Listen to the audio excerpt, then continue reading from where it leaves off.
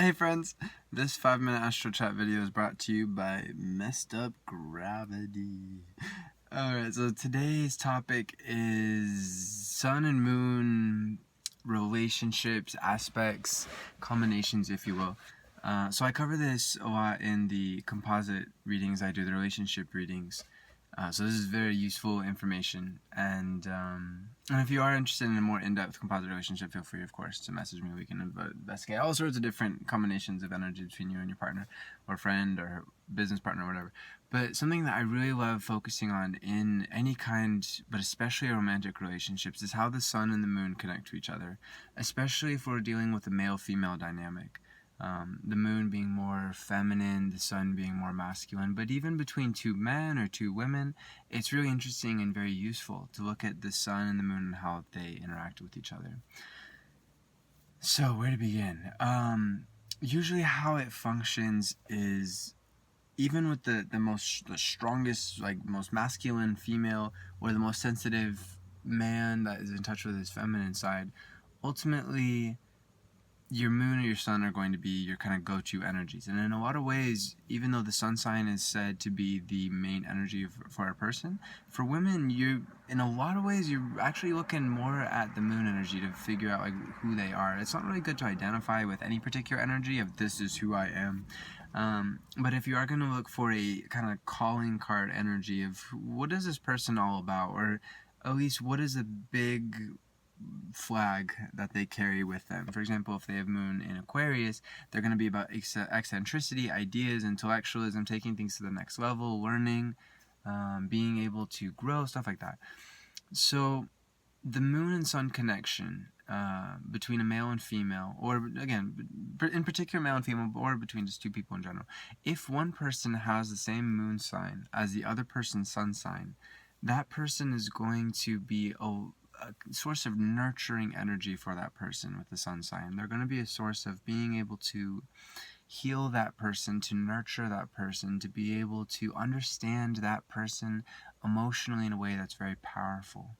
And on the other side of things, that person who has the sun sign with another person's moon sign being the same energy, so let's say Virgo, one person having sun in Virgo, one person having moon in Virgo, the sun in Virgo is going to, or the sun in any energy, is going to be able to guide the moon energy person very well, to give them ideas is one interpretation, but it's more like just a guide in general through actions. It depends on the sun sign. So with Virgo, there's going to be some ideas, but it's going to be more about the actions. With, say, Gemini, the sun in Gemini person is going to give a lot more ideas and actions as well, but it's going to be much more in that vein. So it's important to look at the different energies at play here. If we're looking at the sun energy, that person is going to be manifesting something. So if it's Scorpio, manifesting deep emotions. Sagittarius, manifesting inspired vision.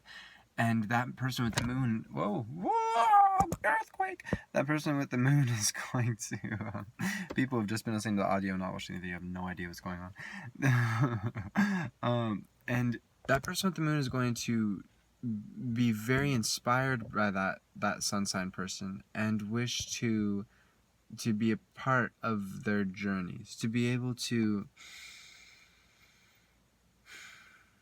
be a subconscious echo chamber for that person in a lot of ways. Now, does this make one person better, one person worse? No, God, no. That's a patriarchal view. By feminine being more receptive, just because it's not leading the way, that doesn't mean that it doesn't have a key role. Indeed, the beautiful thing about that moon energy person is they're going to be able to know about that sun sign person's subconscious in ways that the sun sign person finds fascinating, incredibly helpful, healing, nurturing, etc. And on the flip side, of course, the masculine energy, that sun energy, is very helpful for providing illumination as per one's gifts, one's talents, one's being, one's ability to manifest for that moon energy person. So it's a nice back and forth. So we'll talk a little bit more about, so I'm running out of time, unfortunately, about other sun to moon combinations. But when two people have the same sun and moon energy, that is a very powerful aspect in any kind of relationship. And whether a person is male, say the person who has the moon energy is the male, and the person who has the sun energy is the female. That's still a very powerful combination. But usually, how it functions is in a male to female dynamic, relationship or otherwise. That person the male who has the sun and the woman who has the moon is a very strong connection, and this goes for having the same energy, having trine energies. We'll go into that. Having opposite energies, like me and my fiance do. We'll get into that another time. But in any case, that unfortunately is all we have time for now. There's so much more to talk about, but yeah. One last thing is just,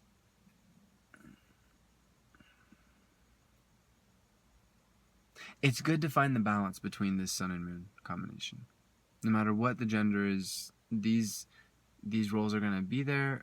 For example, John Lennon and Yoko Ono. John Lennon had moon in Aquarius. He was the male. Of course, Yoko Ono had sun in Aquarius, the female. It's good. That can actually be a very beneficial back and forth, a beneficial connection, because it kind of changes the gender norms. So don't feel bound by the gender norms. Yeah. All right. Infinite love to you, my friends. Namaste. When talking about masculine and feminine energies, it's good to think of it outside of, whether a person is a guy or a woman. Peace.